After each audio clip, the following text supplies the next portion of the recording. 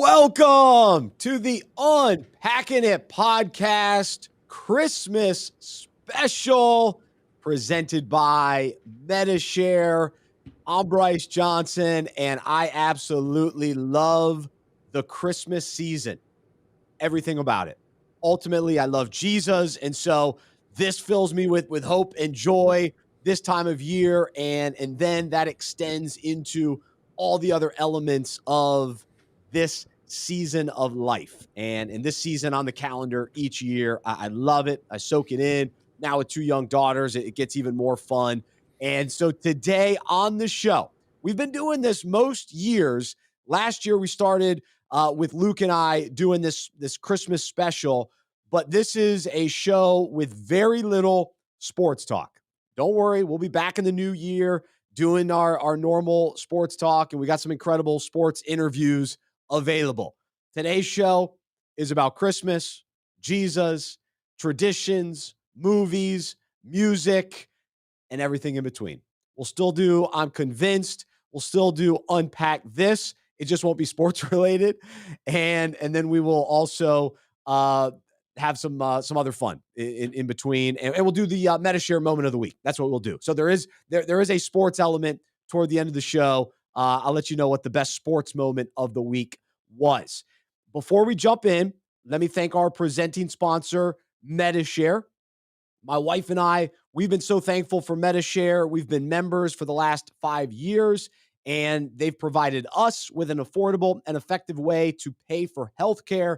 And so I'm pleased to make you aware of this opportunity if your family is looking at different healthcare options. And so MetaShare is an innovative healthcare solution for Christians looking to save money without sacrificing on quality. You can text the word unpack to 201-201.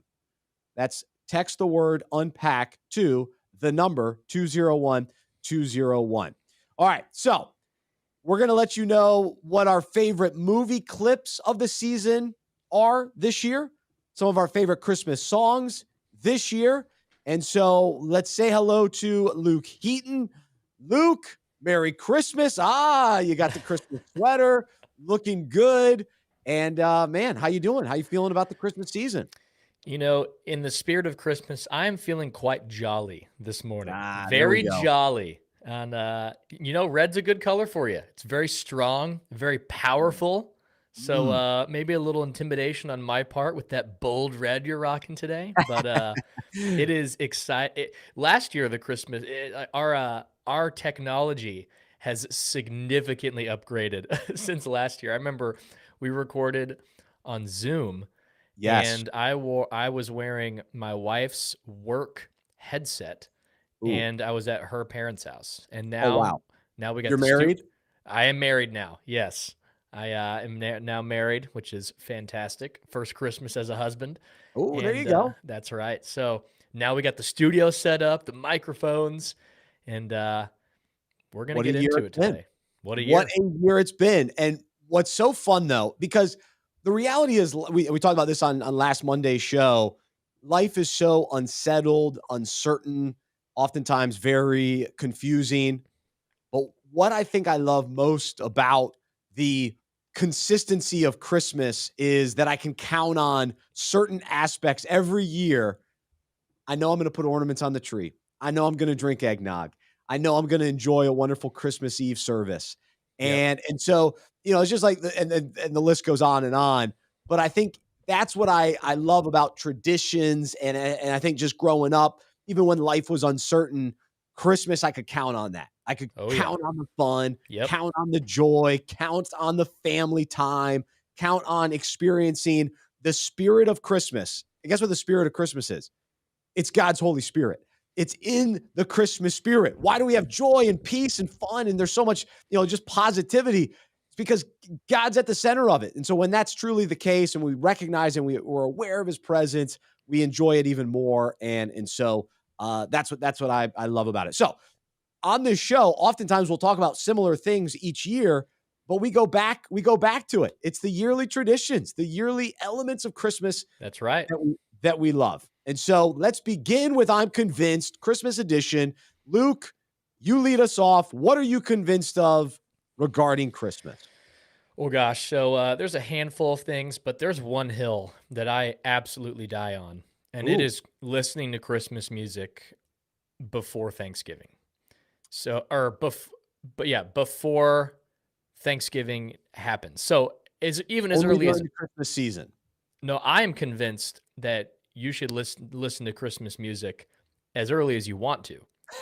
So we're talking, some people are, there's a huge crowd that says not until Thanksgiving's over. Yes. Then after Thanksgiving. I'm on that side. I'm convinced that's the answer. So go ahead. So I'm convinced, hey, you want to start in August? Go for it. If it's a year-round thing, maybe in the summer you're feeling a little Christmas action on a drive to work. It's a cool summer morning. Throw on some Christmas music. Now, I will say, part of this opinion is due to I was raised this way, and my mom looks for any opportunity to turn on Christmas music. So I have been indoctrinated in that mentality. The way I go about it is living in Texas. I mean, it's still 80s here, which is, I love cold weather. It's not a winter wonderland there. By no means. You're not dreaming of a white Christmas. No, but I can play golf year round. So I guess you pick your poison here. That's right. So, but the rule I've set for myself is as soon as a day, not like in 3 a.m, not super early in the morning, but if it's daytime and it enters 60 degrees, I have justified now listening to Christmas music. You've got chestnuts roasting on an open fire. That's right. As soon as the temperature drops into the 60s during a day. This year, it happened around late August. There was a day where it was early September, late August. So I said, all right, the justification is there. It's Christmas music time. Nipping at your nose. So exactly. So I invented chill. So if you don't know that reference, we'll get into it probably. Man, I'm fully convinced. I just love Christmas music. You got to listen to it as early as possible. All right. So you know this about me, but I love football season during football season. That's right. I don't need to watch the XFL in the spring. I love basketball season. Or at all. But neither here nor there. Ever. Even if it's in the fall. But I love the NBA during the NBA season. And I love Christmas during the Christmas season. That's right. We talked about it. You don't like your food touching. When you got a Thanksgiving day, no, I don't want my food to touch. I don't mind my food touching. That's the one thing. I don't mind I love the KFC bowl with the mashed potatoes and fantastic. the chicken and the corn all in one thing. Mix it all together. Come on. With the side of heartburn. That's right. So it's delicious. But when it comes to Christmas, I just want it all in December. Like right after Thanksgiving. I enjoy Thanksgiving. Then I shift gears. I'm all in on Christmas. And so I'm a little bit different from you. I just want to soak it in. And to me, there are only, I don't know, let's say 100 Christmas songs that we just play on loop. So to me, once a year, that's still a lot. Like if you go all in with a lot of Christmas songs for 1 year, you're still hearing those songs a good bit every single year. Of course, there's different versions and all that kind of thing. But I'm listening. I love other kind of music. So I'm actually very seasonal when it comes to a lot of things. So I like seasonal music. In the summer, I listen to more, upbeat. I'll throw in a little ska, a little punk, little yacht rock. little yacht rock. That's right. Little reggae. little country. But then when it gets, a little bit darker in the winter, that's when I get into more of my heavy metal and hard rock. That was my next question. When's the heavy metal season? Yeah, it's Skillet's year round though. Skillet's year round. Skillet has a little bit for everyone, but yeah. But anyway, so that's kind of my approach there. And so here's what I'm convinced, though. Speaking of music, I'm convinced that there are songs that play better or sound better or connect better with me at certain parts of the Christmas season. So to me, that post-Thanksgiving where you're transitioning in, that's a great time for a song like It's Beginning to Look a Lot Like Christmas, and even Winter Wonderland, or some of those types of songs. The kind of the general kind of Christmas songs, even chestnuts roasting on an open fire. But then when it gets closer to it, now I want to start ramping up. Like I want to get mentally prepared, spiritually prepared. So I want to incorporate some more of the rich, Christian songs, the biblical songs, the hymns type thing. Let me get some of those going. Come, let us adore him. Joy to the world. And then once we get closer to, Christmas Eve, then I'll start entering into Silent Night, Holy Night. What was the other one? Little Town of Bethlehem. Yep. Oh Holy Night. Some of those that are really Christmas focused, and the manger, Jesus, the star, the story. Now we'll get into that. So that's and then my favorite Christmas albums, like For Him, that's the best Christmas album there is. I want that to be closer to Christmas, because that's really what brings back the memories. That gets me in the true focus Christmas spirit at the very end. So there you go. Here's another I'm convinced. And I had to kind of sort through this to make sure I was convinced about this, because I think it's potentially big. And I'm convinced Christmas Eve is better than Christmas Day. I am convinced. No. Let me explain here. Christmas Eve, the anticipation. It's nighttime. You go to the Christmas Eve service. You come back home. Food, desserts. My family, all of our white elephant gift exchange, which I'm also convinced that's absolutely necessary for any family get together. A goofy white elephant you're alluding to. Need a white. Well, you can have both. Any type of white elephant gift exchange necessary. You do that, and you stay up, drink coffee or decaf if you're highly sensitive. Yeah, me. like you are. Yes. But the anticipation of waking up for Christmas Day, all the amazing. There's just like this. This feels like this magic in the air on Christmas Eve. And there's just so many more activities that go on Christmas Eve, especially in my experience. Christmas Day, you wake up, cool, it's Christmas. My family, we did everything Christmas Eve. So what are we doing today?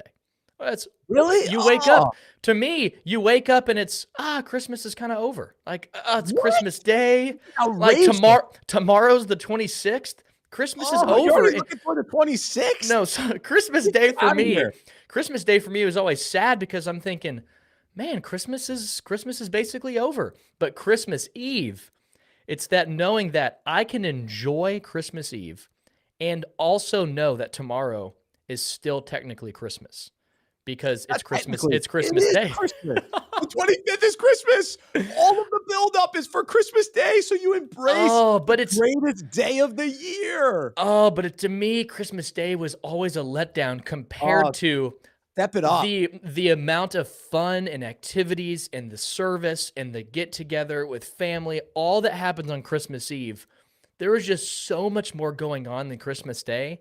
So for me, and the way I've experienced Christmas Eve is way more superior than Christmas Day. All right, I want to hear from the listeners. Where do you come out on that? Is Christmas Eve bigger or Christmas Day bigger for you? What day do you look forward to more? Man, for me, Christmas Eve has been more of a prep day. I enjoy going to the church service. That's always, of course, the special part of the whole season. But I enjoy church throughout the year, but like throughout the Christmas season as well. And then Christmas Eve is great too. But here for my family, I'll mix in kind of growing up and what I do now with Jody, and Maddie and Michaela. Well, we'll see what we haven't had Christmas with Michaela yet, so we'll see how she holds up. But Christmas Eve, we order pizza and we watch the Polar Express. That is our Christmas Eve festivity, and we'll do maybe one gift, one little teaser gift. But the gifts, are we wait for Christmas morning with the stockings and all that. And so for me, Christmas morning was always running down the stairs. We play the song by Five Iron Frenzy. You got to get up. You got to get up. It's Christmas morning, a tremendous song. And so that fills the Christmas morning with that song, the halls of your house, and then run down the stairs, open presents, open, stockings. All of that is fun. Then we do cinnamon rolls with Swedish Bundish cheese on top of the cinnamon rolls. Interesting. And then in the afternoon, we see family, we get together. And growing up, we would open gifts from morning until night. Now, you would say, oh, wow, you really spoiled. You got a lot of gifts. Well, true. That's fair. Probably. Big family. But big family. My mom loves gift giving. That's her love language.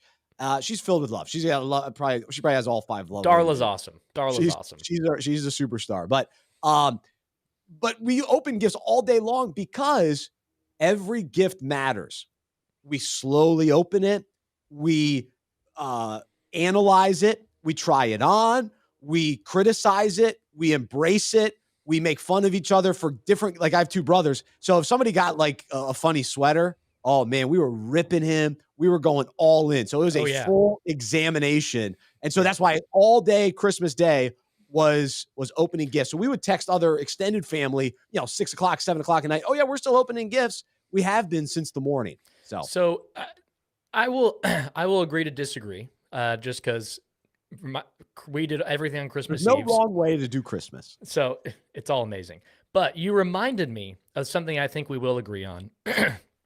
And it is, can we get rid of people all going to the tree and all grabbing gift and opening at the same time? Oh, that's outrageous. I agree, outrageous. I'll go, and then you'll go. Exactly. So on and what so makes a gift great to open is everyone watching you, everyone getting to see one person open a gift, the reaction.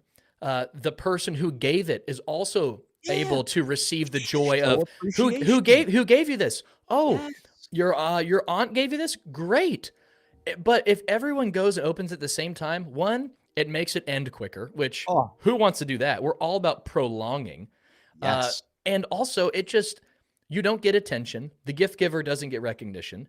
The gift opener doesn't get the special attention of, oh, this is a great gift I received. It's unbelievable. I can't believe it.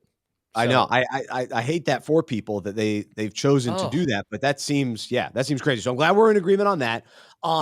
The other thing I'm convinced of, and I think I brought it up on last year's show, but I'm just going to now reflect back on the decision that was made last year. I'm convinced that switching to a fake Christmas tree was the greatest decision I've ever made at Christmas time.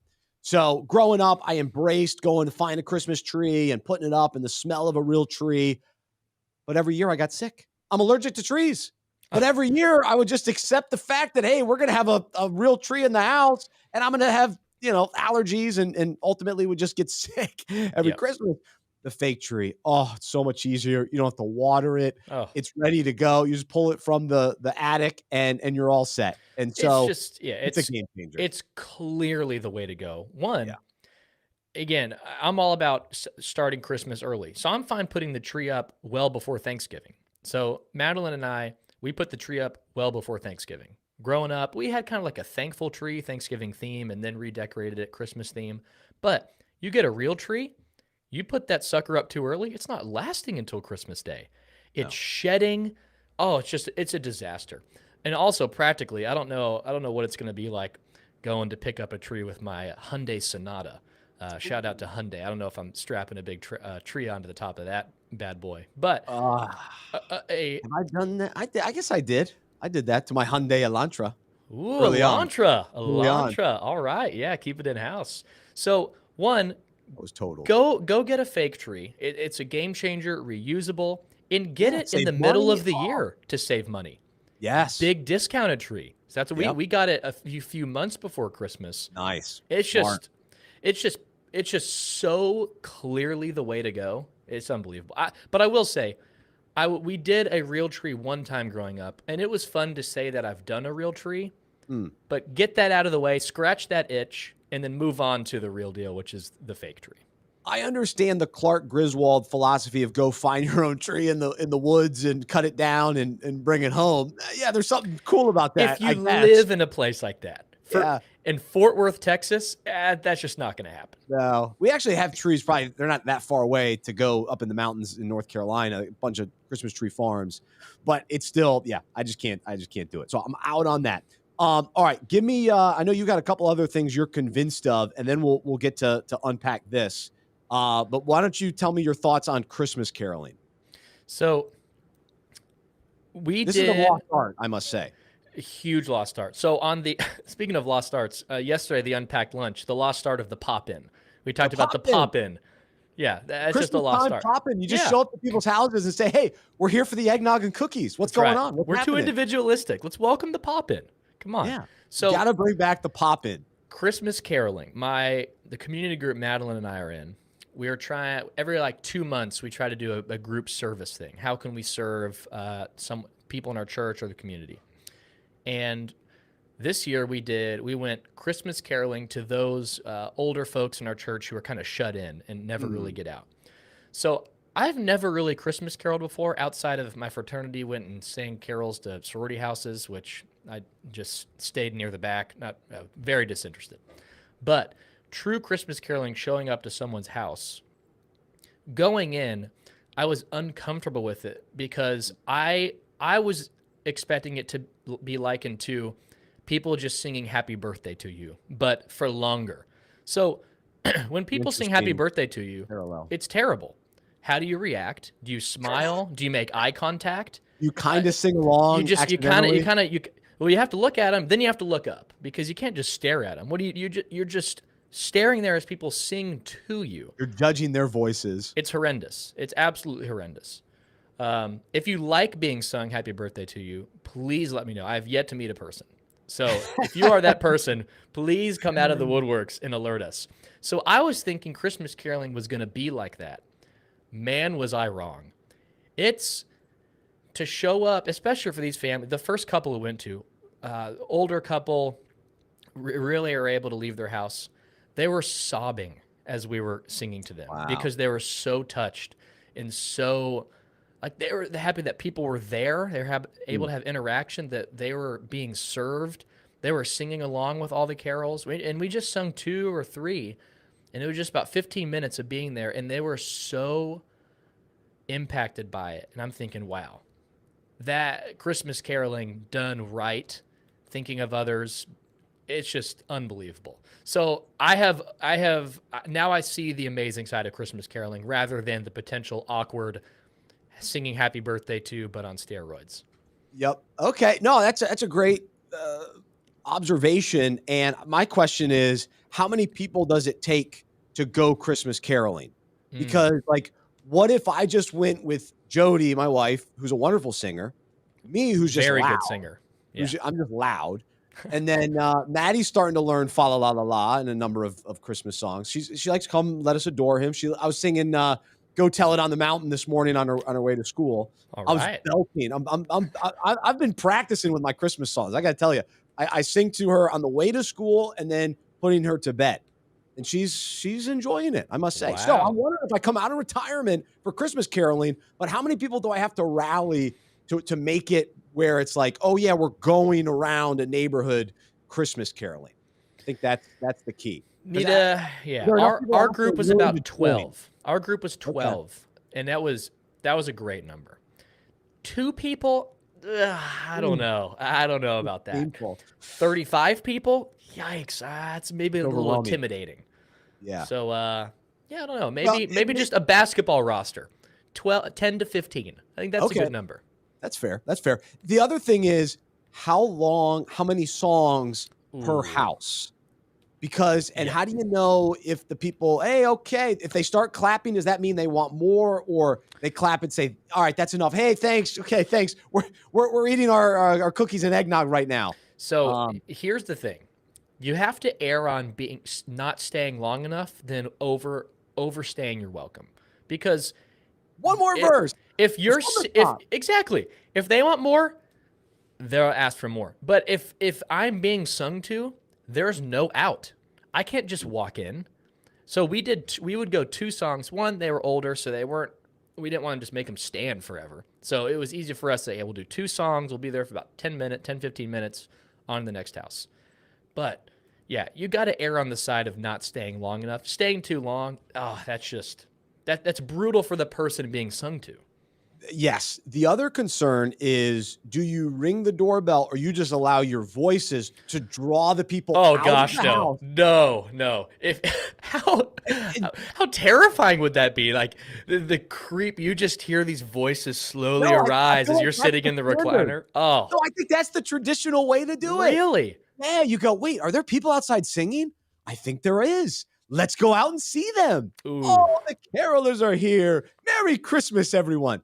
Isn't that how it goes? Oh, I don't know about that. The problem now is, I bet people would stay inside. They're like, don't let them know. Don't let them know we're home. Don't let them know we're home. Oh, so then they don't come out. So even though you know they're in there, because you know their car, if you're doing it in your own neighborhood, you know their car, you know they're there. You saw them come home and bring their groceries. Oh, yeah. So you're standing out singing. How long do you go? And they say, all right, they're not coming out. Do you go, how many verses of Joy to the World before you go, all right, they're not coming out. They can hear us, but they're not coming out. So do we just sing for them on the inside? We know they're on the inside. Let's bring some Christmas cheer, even though they don't want it. Let's force it down their throats because we know they need it. Or do we walk away and go to the next house? So we did the call ahead and then the knock. Oh, it's too planned. Come on. Gosh, we got to. What happened to the pop in? The Christmas Carol pop in too. That was before we discussed the pop in yesterday. Talking about. It's painful. Oh, yeah. All right. Gosh. Man. Well, I'm curious how many people actually Christmas Carol these days. It's a lost art. Bring it back. So we're bringing back the pop in. We're bringing back the Christmas caroling and then the Christmas caroling pop in. What about you show up, you Christmas carol, you sing a few songs, then you get invited in for eggnog and cookies. Now we're talking. That's it. That's the good That's stuff. The whole 9 yards right there. That's the goal. All right. Before we do favorite movie clips, I've got 5 that I'm going to play for you today. Okay. Because I've already watched a couple great Christmas movies. I've been watching Christmas movie clips with Maddie, and I've got a couple of favorites to share today. But I do want to just encourage one another and share just some Christmas time reflections. I enjoy, reading the Christmas story, reading devotionals about Christmas, and preparing, my heart for this time of year, and to really, remain focused and be aware of God's presence and ways that He's speaking throughout this season. And so here's my big takeaway.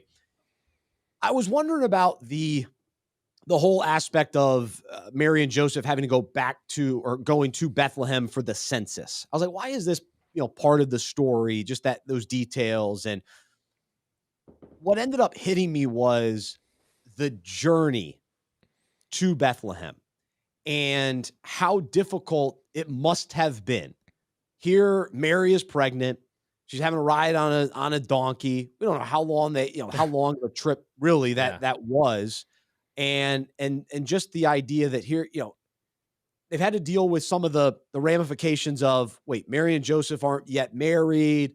She's pregnant. She says it's that God has given her Jesus. And so there's a lot of confusion and wondering what's going on. And so they're going through all of this. And now they have to go back because of the census to Bethlehem.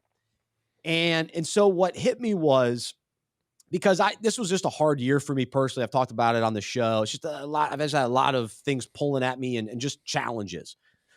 And oftentimes I desire and long for the easy road. I want life to be easy. I just want a break. I don't want anything hard anymore. I just want things to be easy. And God spoke to me kind of in that wrestling and was, just reflecting on this story, that the journey with Jesus is hard, because Mary was with child, right? She was with Jesus, and they're going to, have him born in Bethlehem. And that road was hard. The road was hard, but Jesus was with them. And ultimately, the journey to the promise, So the promise that God, through the angels and revealing to Mary that you were going to birth the Savior of the world, that was the promise. But the road to get there, not only 9 months of pregnancy and then the on a donkey and then showing up and there's no room in the no room to actually stay, and all of that, all the different elements of that journey were hard. And so for us, so often we desire the smooth road, but that's not the path with Jesus. It's a hard path. And along that hard path, our character develops. We understand endurance and perseverance and God's strength in us and his spirit guiding us. And that's what we get to embrace if we're willing, as we follow Jesus. And so at the end of that tough journey was Jesus, right? The end of the journey to Bethlehem was Jesus being born and being revealed to the world. And for us, at the end of this journey that we're on here on earth, and it's tough as we follow Jesus, we get to be with him forever, for eternity. He's our Savior. He's our Lord now, and will be forever as we get to experience eternity with him. And so that's the promise at the end of this tough journey. And so we have to continue to remember that. And even this week, it's been tough because I'm trying to get a lot done so that I can enjoy the Christmas time and take some time off. Yep. And so I keep thinking about that. All right, I just got to get to next week so I can get off and take some time. And so for us, this is a tough journey, but we know Jesus has saved us, and he came to earth, he died on the cross, and has given us eternal life. And so that's what we have to look forward to. And in the meantime, the journey's hard, but that's okay. That's the point. That's the point. We were never promised the easy road on our way to the promise. Exactly.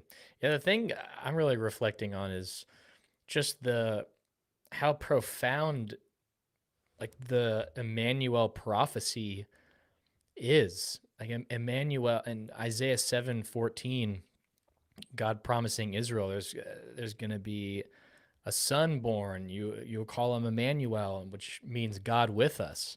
And then when Jesus is born to Mary in Matthew's gospel, he writes, this is in Matthew 1:23, this is a fulfillment of that. Like there may have been some minor fulfillments, which it happens a lot. There's minor fulfillments in the Old Testament, and then in the New Testament we see a greater fulfillment. And Matthew says, hey, in Isaiah, when God promises Emmanuel, God with us, that is Jesus. And that is just unbelievable. Just the idea of that's just I would encourage myself and all of you guys listening today, like really wrestle with Emmanuel, God with us, God taking on flesh, Jesus fully man, fully God, being the sacrifice on behalf of us, taking on full humanity so he could be a proper sacrifice for humans in order to reconcile them to God. That is, he had to be fully human and he had to be fully God to be able to be a proper sacrifice. Like he has to be fully God and fully man. And the fact that Jesus would step out of heaven and take on flesh, like stepping out of the glory. I try to think of analogies of it, and I just can't. The only thing I could think of is like imagine LeBron going to play middle school basketball, and it's like such a demotion, and then magnify that by 1 billion. Like God stepping out of heaven, taking on flesh in the person of Christ, in order to reconcile us to Him. That is just unbelievable. So gracious, God with us, so merciful, so loving. So I can't help but reflect on that, and which leads me to my next thing. What I'm reflecting on is just gratitude. That leads me to gratitude, and it's so easy to put off gratitude. One, if you grew up extremely privileged, not in the negative sense, but if you're able to enjoy a lot of gifts, if you're able to receive a lot of gifts growing up, go on awesome vacations around Christmas time, it's easy to take that for granted and not have gratitude for that. If you didn't grow up with that, on the other side of the spectrum, not receiving a lot of gifts, not being able to enjoy some of those privileges, it's easy to not have gratitude for what God has blessed us with. It's like, how can we practice gratitude? And that is always something year round I'm having to practice, but especially now, celebrating the birth of Jesus, God with us. Mm. How can I not respond with gratitude? How could I be more caught up in, oh, well, I want this, or comparing my Christmas experience to someone else, or puffing myself up and then taking for granted all that God's blessed me with. So just as a spiritual discipline, what better time of year to either for the first time start practicing gratitude, or for the 1,000th time continue to practice gratitude for the unbelievable graciousness and love of God to take on flesh in the person of Christ to reconcile us to him. So that's just what I'm reflecting on, is just absolute gratitude for the practical blessings God blesses me with, and the gratitude that he would reconcile myself to him. He does everything. I just am able to receive that grace, and that's just amazing. Amen. Well said. No, it's encouraging, and really the encouragement is for each of us to just ask God to put something on our heart this time of year. Just identify with some aspect of the story. Each year, I try to. All right, what's a verse? What's a word that is a part of the Christmas story, the Jesus story, the Jesus being born story, that you can just focus on for the season. And so for me, it was the journey. And so I love what you're saying about gratitude. I think that's really good. So that's where you can unpack today. Would love to hear maybe even a thought that you might have as you listen, that you're thinking about this Christmas. What maybe even a song that has stuck out to you, or God's spoken to you through a Christmas movie maybe, or something at church. Pastors are very creative this time of year as well, coming up with different themes, and yeah, it's challenging too. I mean, that's got to be tough every year, especially pastors that have been teaching for 30 years, coming up with new, fresh content. But there's so much to this story, so many layers, so many ways to look at things. Yeah. And I do that's a have big one power more from God. thing that I just thought of. Like the holidays, the Christmas season can also be a really painful time and sad time for a lot of people if they have recently lost someone. And No my question. experience losing my dad when I was 8, like those first few Christmases are hard. All you can think about is, what would it be like if this person was here, Mm. missing that person? And it's hard to celebrate. It's hard to have gratitude. So again, the thing I reflect on and have had to reflect on is God being present during the Christmas season. And especially if this is a painful Christmas season for you, if you've recently lost a loved one. I know I have a couple friends who have recently lost a parent. And my mom ministers to a lot of single moms who have lost a husband. Really hard time of the year. It just, God is present in that. Of course, we know in our head, yeah, God's present. Of course, he's everywhere. Yeah, of course he's present. But in our hearts, do we really, we can still experience that, even if it's as a tough season. Maybe just look out for a way, actively look, okay, how is God present in this? Even if this is a painful time of year for you, God is still present and he's still good. And that can still be a reality. It doesn't have to mean that you have to fake and pretend this is the best time of year. You could acknowledge, hey, this is really difficult, but God is still present and good. So that's just one thing, again, I wanted to say, just in my experience growing up. Because again, this can be a hard time of year for a lot of people. Absolutely. Absolutely. And many people are longing for that family to be able to celebrate Christmas with, whether it's longing for a wife or a husband or kids, all of that kind of thing. Or many people are just isolated and they've moved away from their family. They can't get back. A lot of different challenges. So yeah, definitely want to be aware of that in the midst as we celebrate and try to look for the positive elements of this season for sure. Before we share the movie clips, I did want to give the MetaShare moment of the week from the sports world. And I got to give a shout out to Steph Curry, his jersey hanging on the wall here in the studio, the 3-point champ. And so excited for him to be the all-time leader in 3-pointers made. I thought the scene, the other night at Madison Square Garden. The fact that it happened there, Perfect. Reggie Miller on the call, Ray Allen in attendance, Del Curry there. It was special. I thought the way that his teammates responded, the fact that they paused the game as long as they did, says a lot about Steph Curry, says a lot about how they value records, and they understand, hey, things are bigger than a Tuesday night game in December. Yes. Right? It's like, hey, this is a historical moment. Let's celebrate it. And I love that. I love that they're not so, we're not gonna pause. We're gotta keep playing. Yeah. You can celebrate later. No. They stopped the game and boom, let's go. So that was the Metashare moment of the week. And again, we're thankful for Metashare and their sponsorship. If you'd like more information about Metashare, you can text the word unpack to 201-201, and they will send you a link so that you can figure out if Metashare is right for your family, if you're looking for an effective way, an affordable way to pay for healthcare. So, Steph Curry, how about it? Well, yeah, I'll just give a few quick thoughts. One, amazing record. It's crazy to think how soon he was able to break this record, because he has so much career left. I don't know if there's ever been a record in the NBA broken with so much career left by a player. It's remarkable. So impressive. Steph, awesome guy, easy to root for. I think the thing I don't want to get overlooked is the attitude of Ray Allen. Like he was so in celebratory mode.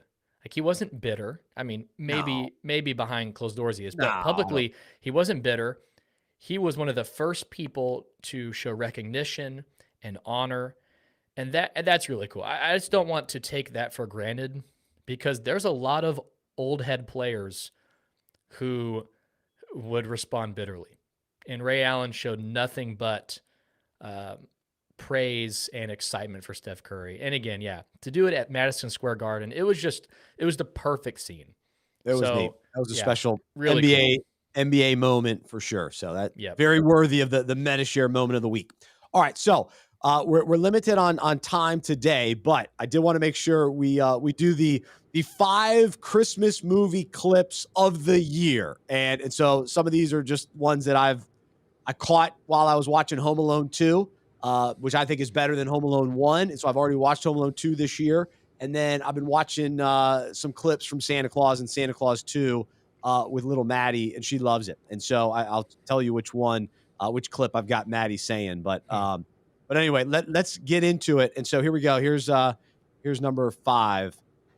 So what kind of work do you do? I'm in the toy business. No way. Way. Oh.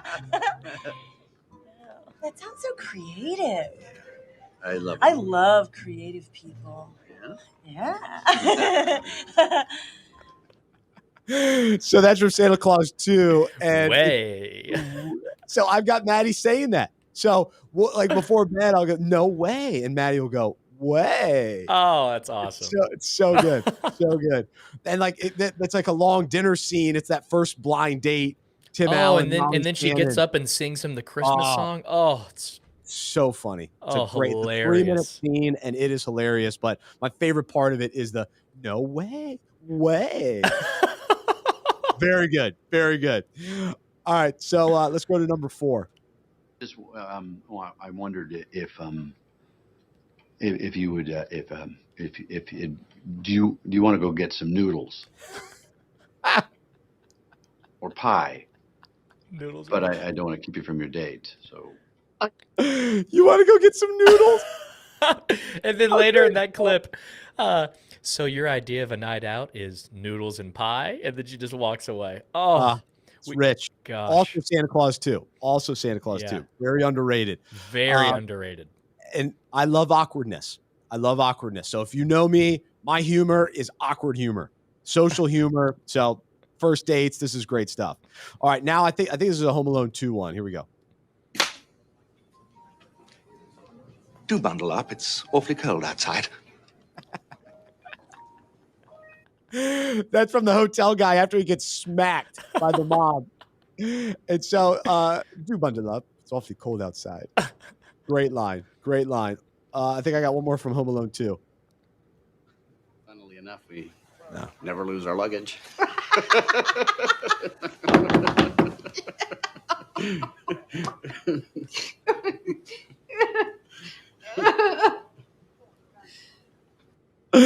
Oh my gosh. gosh. That's in the security, airport security scene from Home Alone 2 with the parents Oh. and the security guard, and he's deadpanned. He's stoic. He can't believe that they're laughing about their son being gone again. Oh. And then they say, we never lose our luggage. Oh. And they knock on the desk. So good. So yeah, that's Home Alone 2 as well. I think I got one more Home Alone 2 from the that same scene with the hotel. What kind of idiots do you have working here? The finest in New York. Well, I mean, when you discovered The finest in New York. So good. So good. What kind of idiots do you have working here? The finest in New York. Finest in New York. So those are my five clips from this year. And they're from, I don't know, whenever they made the movies in the 90s. But these are classic movies that make the Johnson movie rounds for sure. All right, you give me one. Your Christmas quote or clip of the year. Oh gosh, this is hard. Man, I've got a handful on here. So I'll give you two. One's just kind of have to shout it out. So the first I just have to shout out is Festivus from Seinfeld. You got to shout Festivus for the rest of us. Christmas, come on. Oh, but speaking of Santa Claus 2, Santa Claus 2, Santa Claus 3, perhaps the greatest Christmas movie trilogy ever created. I mean, it's just without a doubt. It's remarkable. Tim Allen, it's just so good. Santa Claus 2, tremendous. The first football game scene. Oh, I just love the football scene. One, because as a kid, that looks like the most fun place to have an outdoor tackle football game. All my buddies are like, oh, can we somehow replicate this? Living in DFW, by no means was that ever possible. But when he's just talking to the elves, oh, you want to talk some trash? Oh, I can talk some trash. Oh, it's just, yeah, I'm about to blitz. Oh, it's just such a good scene. And then later in the movie, when the clone Santa comes in and just dominates the elves. It's great. But the football game scene, Santa Claus 2, loving it this year. Nice. That's awesome. So if you're listening, let us know your favorite movie quote from a Christmas movie and just something that jumps out to you, either always or maybe that struck a chord this year. So I shared a couple of mine. No way. Yeah. Very, very good. So we'll leave you with that. We wish you a very Merry Christmas. Thanks to all of our podcast listeners, those that listen live, those that listen later, those that engage, those that we never hear from, those that we've never met, those that we've met. We're thankful for all of you, and we're excited for how God continues to move through this podcast, and would love to hear from you, though. If you've enjoyed the podcast this year, just let us know. It'd be awesome to get any feedback, ways that we can improve the show for next year, and what you love most about the show so that we keep doing it. Topics that you want to hear us talk about throughout the year, let us know that as well. So hopefully you had a little fun with us as we celebrate Christmas together. Again, Merry Christmas to you, Luke, and to our listeners. I'm Bryce. I love Jesus. I love Christmas, and I'm a sports fan who follows Jesus. I believe in the good news that he died on the cross for my sin. He was resurrected, and through faith, I've been saved by his grace. I hope that is true for you as well, and I hope you'll join me as we live life as sports fans who follow Jesus together. Thanks so much for listening. Enjoy Christmas. God is good. This has been the Unpacking It podcast presented by MetaShare.